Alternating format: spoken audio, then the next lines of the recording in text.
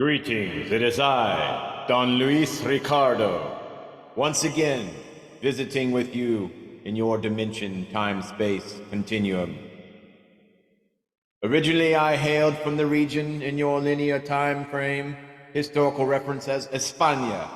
Now I'm multidimensional and I'm here visiting with you to discuss the first Hermetic principle. The all is mind. The universe is mental. Have a drink of your coffee. Take a deep infinity breath. And let that marinate within your cognitive processes. My dear and esteemed viewer, I, Don Luis Ricardo, wish to discuss the thinking universe. I wish to discuss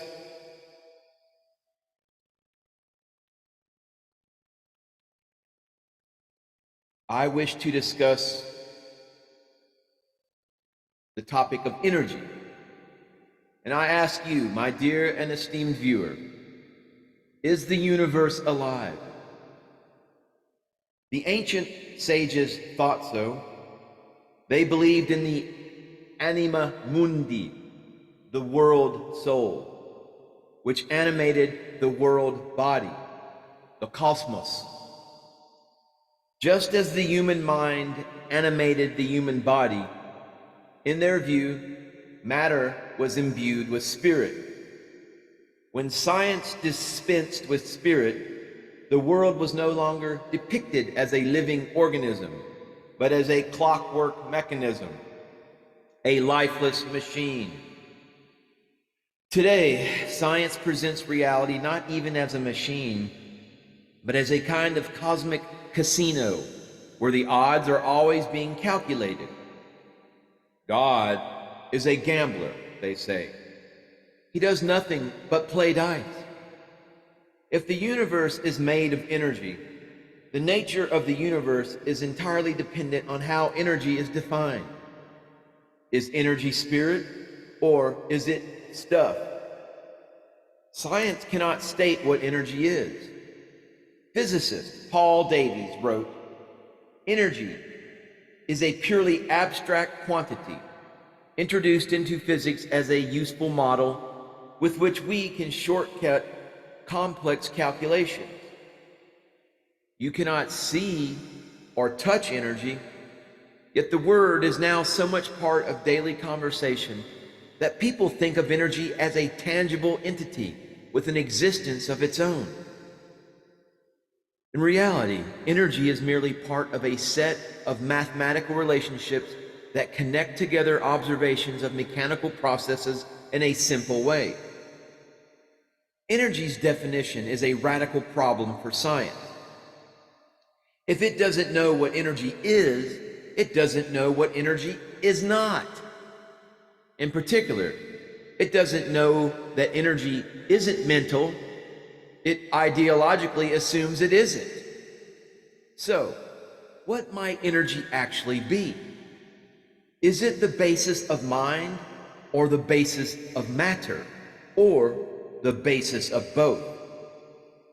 This leads us to the classic problem of Cartesian dualism. A contemporary of mine, Descartes said that the world is comprised of unextended mind and extended matter. Mind thinks, matter doesn't. Since no one could work out how to make mind and matter interact, the school of materialists decided to abolish mind as an independent entity and make it something derived from matter. The opposite school of idealists abolished matter as an independent entity and made it a construct of mind. The correct ontological definition of energy would resolve this debate, but science cannot deliver this. As Davies says, science provides models and no analysis is performed on the validity of these models, bar their required fit to a limited range of sensory data. If they prove useful with effective predictive powers, that's all that anyone cares about. The question of their truth content is another matter entirely. What should energy be? What does energy need to be in order to explain reality? How many people give any a priori consideration to what characteristics energy must possess? What's the point of discussing energy, energetic processes, and laws of energy if you have no idea what energy is, how it exists in the first place, and what purpose it serves? Energy, in order to achieve a comprehensive explanation of reality, needs to possess some very particular properties. Energy is much stranger than anyone thinks.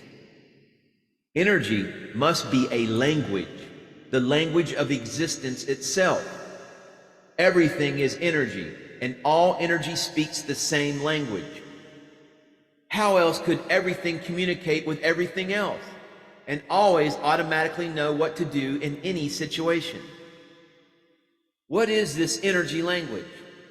Is it forever beyond our understanding?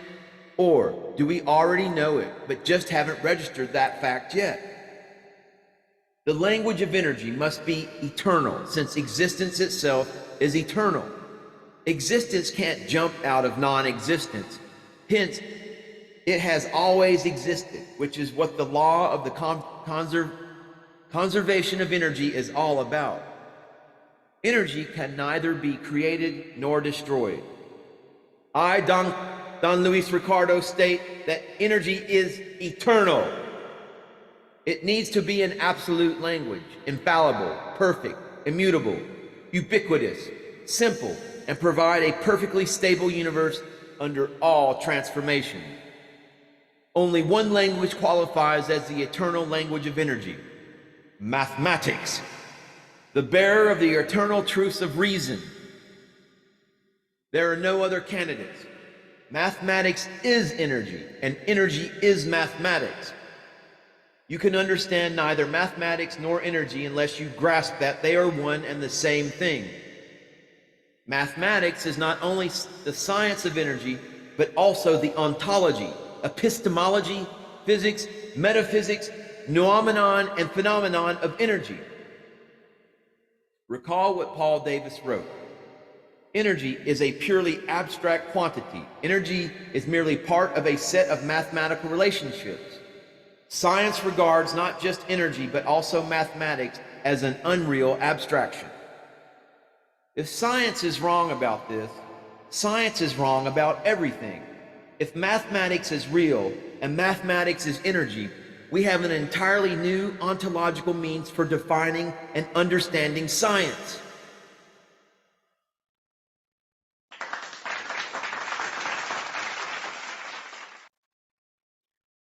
Thank you. Where was that? Oh, yes. I, Don Ricardo, Don Luis Ricardo, continue now. Above all, we can dispense with science's abstractions and treat science in an entirely realistic term. For example, we can say that science is not a model of reality, but is reality itself.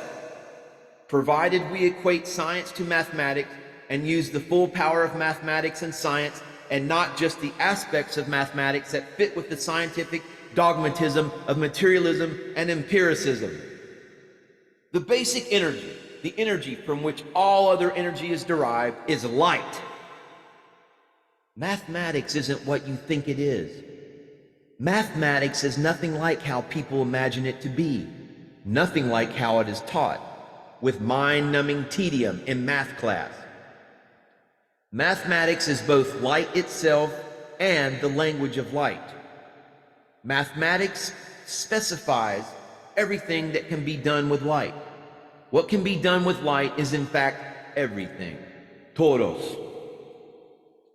Absolutely nothing happens or can happen that cannot ultimately be expressed in terms of light. Light is the grand unified final theory of everything. The basic ontological formula for light is Euler's formula, the most powerful analytic formula in mathematics and an ubiquitous formula in physics, which Richard Feynman described as our jewel, and the most remarkable formula in mathematics. In fact, It's the most remarkable formula, bar none. It's the formula for existence itself, and the base formula for light, the base formula for energy, the base formula for mind and life. It's none other than the God equation.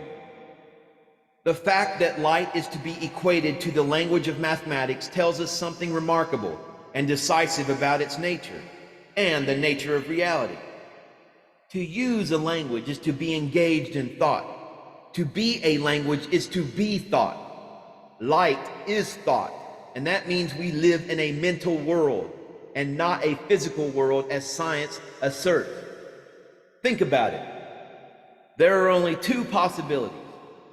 Either reality is made of language or reality isn't made of language. If reality is made of language, everything can communicate with everything else via that self-same language. If reality is not made of language, it becomes a mystery how anything can communicate with anything else at all. What would be the basis of their communication? Let's pretend that reality is made of something called matter.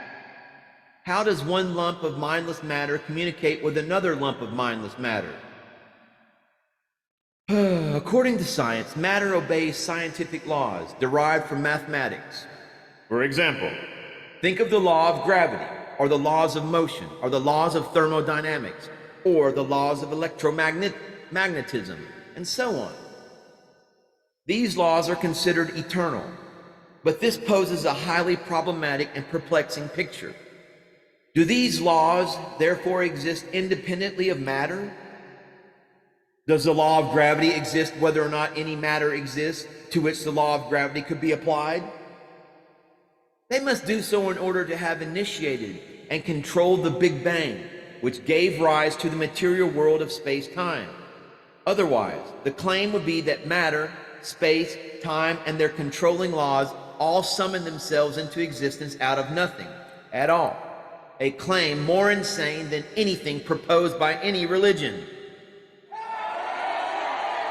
Yes, I agree, my dear and esteemed viewer, yes. How can the laws of matter exist without matter, without space, and without time? There was no matter, space, and time before the Big Bang created them. So, where are these laws located? What are they made of? How can they exist at all? What is the reason for their existence? How can laws create matter, space, and time in any case? Laws, according to science, are just unreal abstractions. Unreal abstractions can't create anything. Matter can't emerge from a law, from an abstraction. Nor can space, and nor can time. So, where do they come from? And how can matter know what a law, an unreal abstraction, is? How can it obey it? How can it interact with it at all? The more deeply you think about the scheme on which the whole of science relies, the more incoherent and baffling it becomes. Here's the fundamental problem. Matter exists in space and time. The laws of matter are not material and do not exist in space and time. This is a bizarre dualism that science has never explained any better than Descartes explained his dualism of mind and matter. On the face of it, matter and the laws of matter have zero in common, just as Cartesian matter and Cartesian mind have zero in common.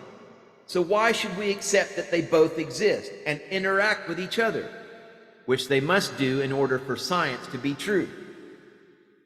The Cartesian dualist philosophy gave rise to the opposing monist schools of materialism and idealism. Why hasn't exactly the same happened with the scientific dualism? One school should have emerged that denied the existence of scientific laws, and another school should have emerged that denied the existence of scientific matter. Either way, science would become absurd. If scientists were remotely philosophically literate, they would understand that all they did when they got rid of an unextended immaterial Cartesian mind was replace it with unextended immaterial laws. To put it another way, science got rid of minds, but then replaced them with laws that can only be construed as mental, not physical. Scientific laws are not made of matter, don't exist in space and time, do not degrade, and are immutable, eternal, perfect, absolute, infallible. They, therefore, have the same sorts of characteristics as the soul, or even God. In fact, they have the exact characteristics of the forms that define Plato's philosophy. Science, despite all of its preposterous anti-philosophical bluster, is just a bad version of Cartesian dualism, or a bad version of Platonist philosophy. Science didn't get rid of mind at all. It simply recast it as laws. If the laws of science aren't physical entities in the physical universe, they are therefore mental. It's impossible to banish mind. It will appear one way or another. Materialism is a wholly bankrupt and fallacious ideology riven with internal contradictions and incoherence. Scientific materialism is unquestionably false. The only way round the problem of the dualism of laws and what they control is to remove the separation between them. The laws thus become the actual existence. To picture what is going on, take mathematical waves as an example. The laws of waves are encoded in the waves. The waves are the expression, the manifestation, the actualization of the laws. You can't get the laws of waves without the waves, or the waves without the laws of waves. They are inseparable. All waves speak exactly the same language, the mathematical language of waves. If everything in the universe is made of mathematical waves, then the laws of everything are encoded in everything. Hence, everything always knows how to communicate with everything else in any situation. We no longer have any baffling dualism. We don't have some mysterious, undefinable matter, nor do we have equally mysterious, abstract laws floating around in the ether which somehow miraculously operate on matter and control it. You cannot separate matter and the laws of matter.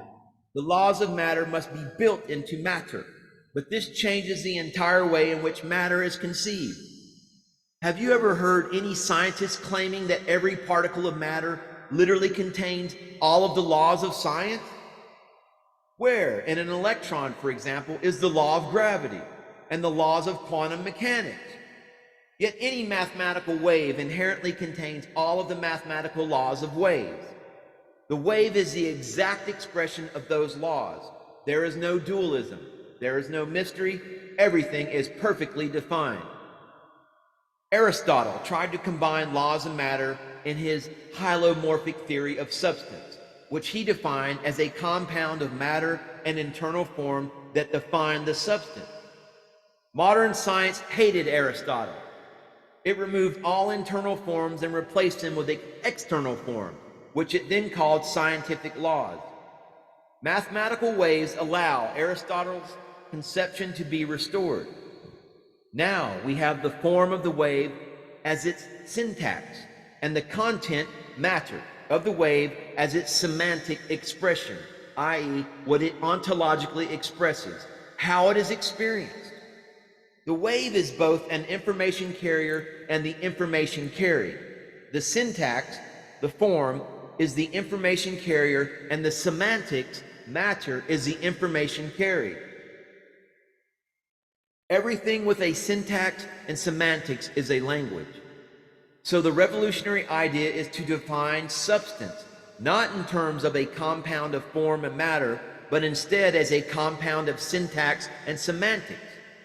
When this is done, substance becomes language, and language critically is mental, not physical.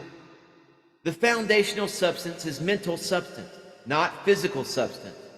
Materialism is false. Anything that is a language is ipso facto mental, not physical. Only minds can use language. How would mindless stuff, matter, know what language is and be able to use it? The use of language immediately and automatically implies intelligence and purpose. The intelligence involved will be unconscious, the default mode of mental activity. Consciousness has to evolve from the unconscious. A universe made of language is a mental universe. A universe of energy is a universe of mind. Idealism is true. A universe not made of language is physical. In such a universe, materialism would be true. A universe made of language is directed by the logic of the language. Rationalism is true. A universe not made of language is sensory. Empiricism is true. A universe made of language is necessarily a mathematical universe. A universe not made of language would be a scientific universe. Yet, a scientific universe has to use mathematical laws.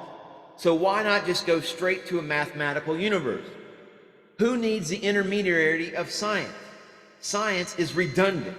Science creates a dualism, stuff plus mathematical laws, i.e. non-mathematics plus mathematics. This is untenable. Mathematics cannot communicate with non-mathematics. You must have one or the other. The only option that produces a rational universe is a mathematical universe. The entities that convey the laws of mathematics are themselves mathematical. Light is the entity that is both mathematical and conveys the laws of mathematics. The idea is nothing new. The great medieval scholar Robert Grosseteste provided a grand unified theory of light as the carrier of mathematics. Wikipedia says, Grosseteste concluded that mathematics was the highest of all sciences and the basis for all others. Since every natural science ultimately depended on mathematics, he supported this conclusion by looking at light, which he believed to be the first form of all things, the source of all generation and motion. Hence, since light could be reduced to lines and points, and thus fully explained in the realm of mathematics, mathematics was the highest order of the sciences. James J. McVoy wrote, Grosseteste's intuition led him to the conviction that mathematics, far from being an abstraction from aspects of the physical reality, is the very internal texture of the natural world, presiding over its coming to be and controlling its functioning. For the first time, it would appear in the history of Christian belief, God is addressed as a mathematician whose ideas for creation are mathematical operations realizable in matter and form. Tanner, Bauer, MacLeish, and Gaspar wrote, Grosseteste's treatise on light, De Luce, reflects a significant influence of Aristotle's scientific thinking. Its model of the expanding universe stimulated speculation as to whether Georges Lemaitre in 1927 was aware of Grosseteste's thinking when he introduced the modern Big Bang. Grosseteste develops the consequences of his metaphysics of light towards a physics of light. This connection between the perfect heavens and the imperfect earth is an astonishing intellectual feat, rooted in the premise that there exists a fundamental unity. Grosseteste himself wrote, all causes of natural effects have to be given through lines, angles, and figures, for otherwise it is impossible for the reason why, the propter quid, to be known in them. In other words, you cannot have the reasons for things without mathematics. The quality of scientific thinking has radically deteriorated since Grosseteste's day. The connection between light and mathematics has been lost, thanks to materialism and atheism. In the end, there is nothing but light. Pythagoras said, all things are numbers. Numbers rule all. He could equivalently have said, all things are light. Light rules all. No one ever said, let there be light. Light is eternal and necessary. It is the fiber and fabric of existence. It is the quintessence of the thinking universe, the universe of light energy. Light has a mathematical property of being breakable via phase relations, and this leads to what is religiously known as the fallen world of matter. In Hegelian terms, the material world is the world of alienated mind.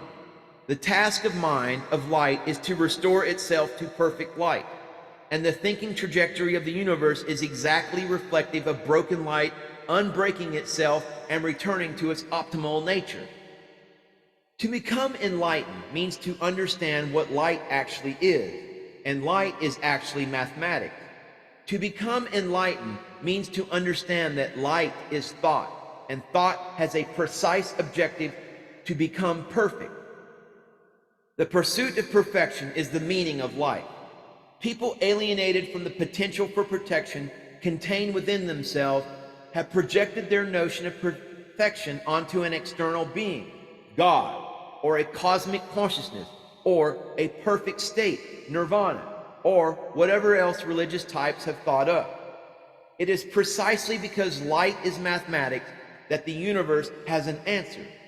It is precisely because light is thought that we can think about the nature of reality and understand existence, that we can ontologically and epistemologically be rendered perfect, and thus can think perfectly.